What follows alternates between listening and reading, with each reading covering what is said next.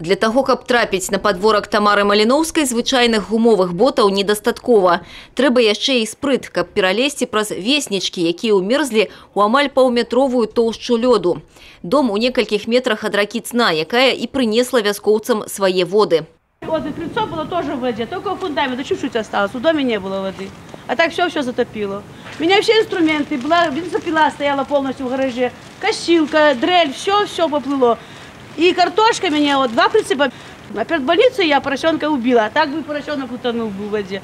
Мясцовыя жыхары кажуць, вялікая вада ў населены пункт прыйшла літаральна за суткі. Запоўніла гаспадарчыя пабудовы, пашкодзіла зімовыя запасы.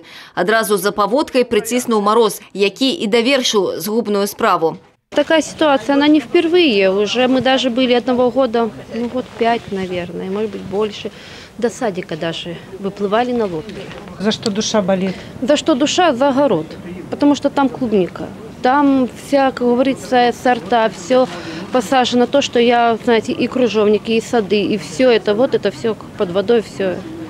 Тем более мы живем на клубнике. Свой алгарытм дзеянняў на гэтых вуліцах адпрацавалі ўсе службы. Военные, МНС, милиция, энергетики, дорожники, мелиорация, коммунальники, Червоный крыж. Что вам самое нужное именно сейчас? Подскажите. Чоботы резиновые. Все понятно.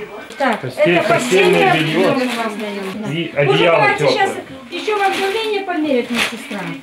Обошли сегодня дворы, опросили жителей, выдали гуманитарную помощь совместно с Лунецкой организацией, также при поддержке датского Красного Креста. Были разданы теплые вещи, постельное белье, одеяло, ну и также проднаборы. В первую очередь, я бы сказал, МЧС и дорожники. МЧС очень серьезно подошло, изучило всю речку, провело исследование.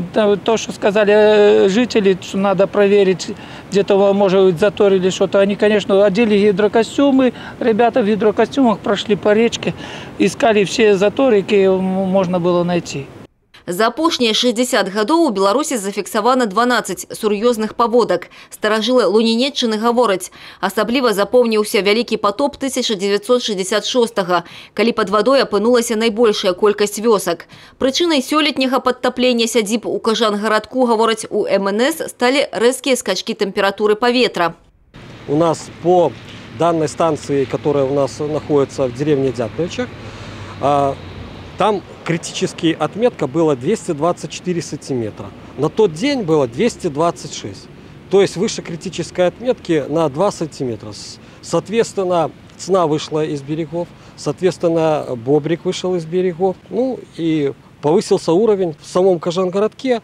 Причина повышения уровня воды вообще в Республике Беларусь. Сёння ў Кажангарадку вода ўжо паступова адыходзіць. Людзі падлічваюць страты. Аднак наперадзе вясна, якая таксама можа прынесці немало сюрпрызаў. Марыя Кобец, Аліса Грыгарчук, Александр Дьяченко, телерадиокомпания «Брест».